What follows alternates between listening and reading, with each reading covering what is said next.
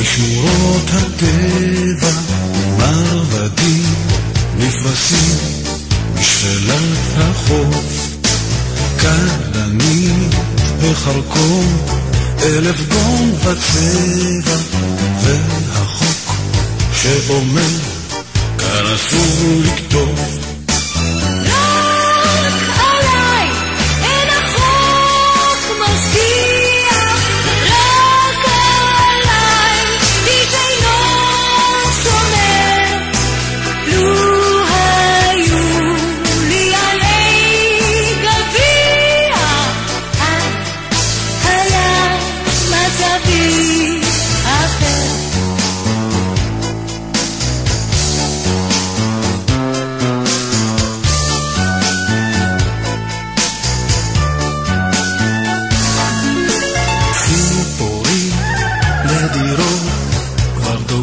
בסלע אילנות נדירים נשמרים לחוד, איילות נבהלות מסתכלות בשלג, בו כתוב בפירוש שאסור לצוד.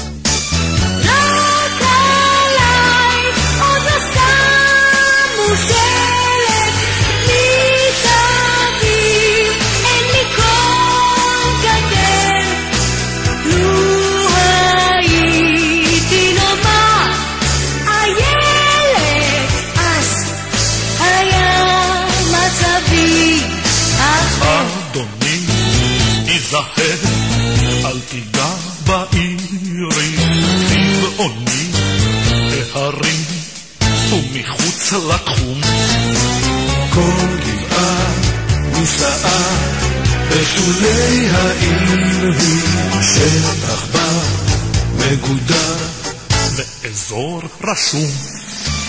אז אני לפעמים חושבת כי היה זה אולי רצוי, לו הייתי נרקיס או רכבת או אפילו איזה בן חצב מצוי.